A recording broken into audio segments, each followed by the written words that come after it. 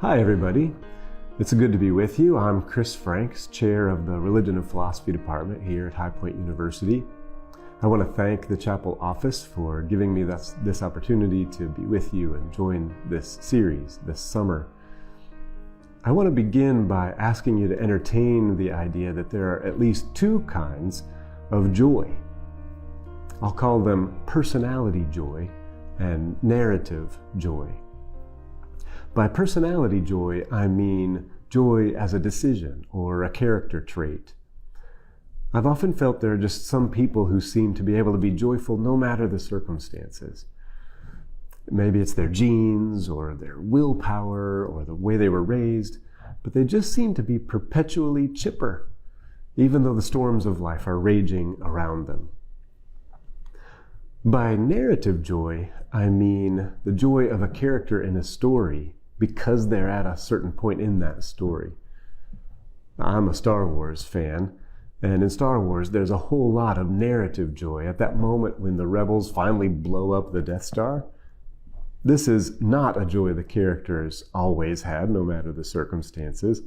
Not long before this, there had been dread where that joy eventually would be. Narrative joy is not about a decision or a character trait. It's about being overwhelmed by a marvelous series of events. Now, keep that distinction in mind as I tell you the story of my Aunt Clea. Cleora was really her name, and she was really my mother's aunt, not mine, but we called her Aunt Clea. Aunt Clea has always been an inspiration to me, especially because of her joy. To give you a glimpse about Aunt Clea, let me take you back to when I was a boy, about 10 years old. At that time, Aunt Clea was in her late 60s, and let me give you a little background about Aunt Clea. She had a childhood disease that left her severely crippled. One hip was higher than the other, so she couldn't walk easily, and by the time I'm remembering, she was entirely confined to a wheelchair. Her right arm was a bit contorted and not very flexible. Her spine was curved and her chest concave, so she had difficulty breathing. She had never married, but she had lived a very full life as a nanny, a housekeeper, a party thrower, poet, artist, friend. By the time I'm remembering, her age had intensified her disabilities, and she was living in this nursing home not far from her sister, my grandmother, who lived just a few blocks away. Now, sometimes when we would visit my grandma and grandpa, we would also go visit Aunt Clea. You can imagine, as a 10-year-old boy, being at grandma and grandpa's house and playing with cousins or goofing around with toys or watching TV, and then everyone gathers into the cars to go over to the nursing home. You can imagine that wasn't necessarily my favorite part of the trip. I particularly remember going into the nursing home, and the first thing that hit me was that nursing home smell. Now remember, I'm a 10-year-old boy. That smell wasn't very appealing to me at the time. And then the next thing that hit me was seeing nurses going down the halls carrying bedpans or whatever other supplies. Reminded me of jobs they had to do that I was glad I didn't have to do. But we'd go through the doors and through a hallway and past rooms with people in all different states of health. And I began to think, how long before we get to go back home? But then we'd see a wheelchair coming down the hall toward us with a familiar but contorted body in it.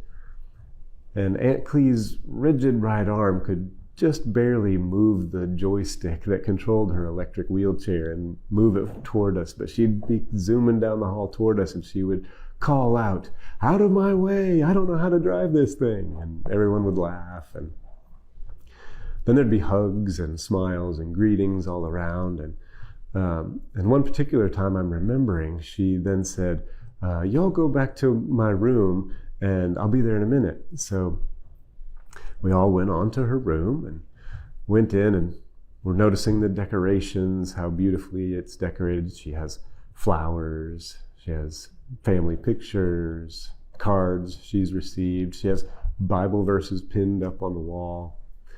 And then suddenly there she is, she's returned and she's in the doorway and she says something, but it's hard to make out. It was often hard to make out what Aunt Clee was saying, partly because of the way her head was crooked and her breathing was labored, and sometimes because her dentures weren't in the right place. Now, if it was me, I would have been frustrated at people continually having to inch closer and say, "Now, what was that again? Can you repeat it for me?"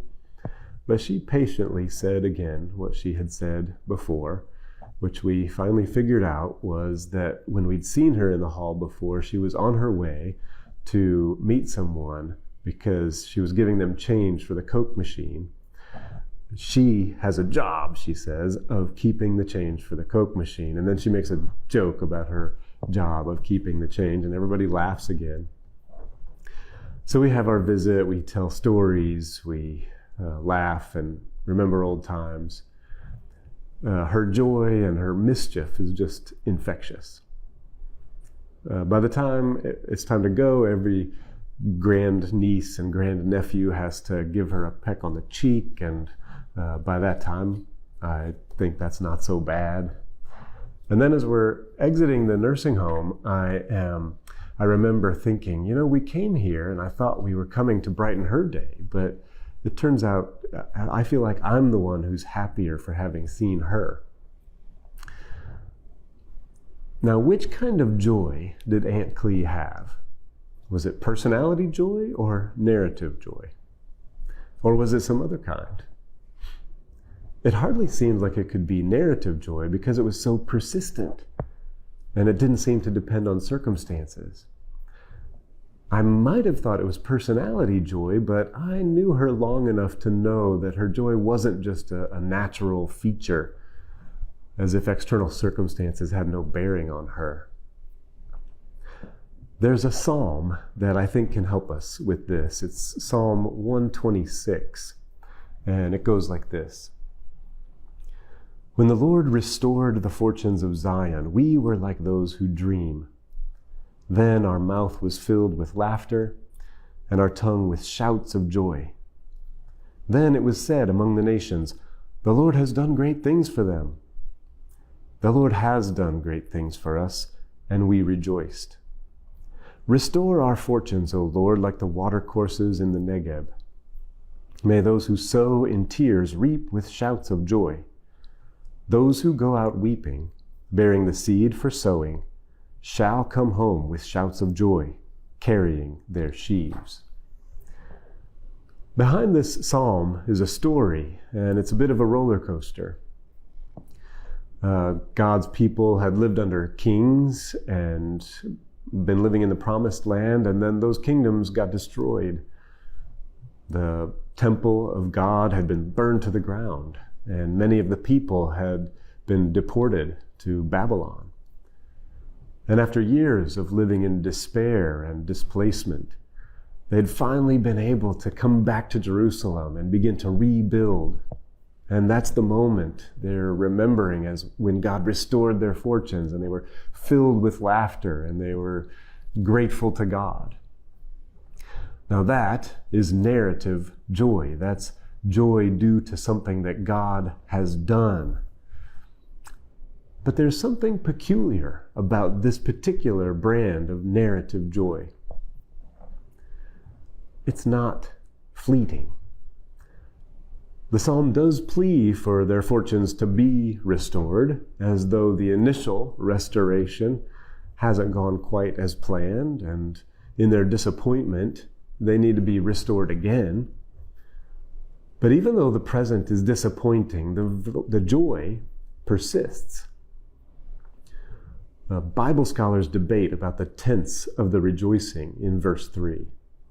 Some translate it as past, like this: the Lord has done great things for us, and we rejoiced. Others read it as present. The Lord has done great things for us, and we are filled with joy. I think there's something of that present tense joy to this psalm. God's redemptive acts in the past didn't only bring joy then, they bring joy now. This is a special type of narrative joy that I will call joy in the Lord.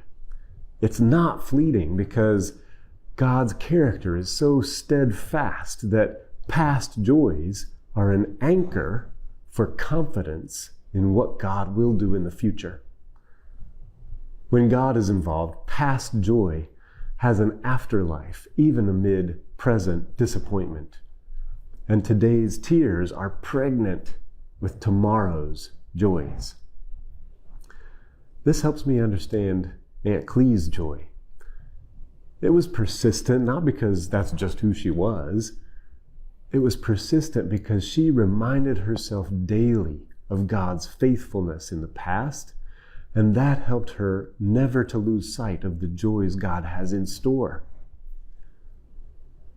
The prime example of tears being pregnant with tomorrow's joy is the death and resurrection of Jesus. When humanity most definitively rejected God by killing God's Son, God definitively overturns humanity's rejection by raising him. Talk about a marvelous series of events. After Mary stood at the foot of the cross, weeping at the tragedy of it all, God turns tragedy into comedy and turned tears of sorrow into tears of joy. We've been talking this summer about the power of story. That's the particular power of the story of stories. Amen.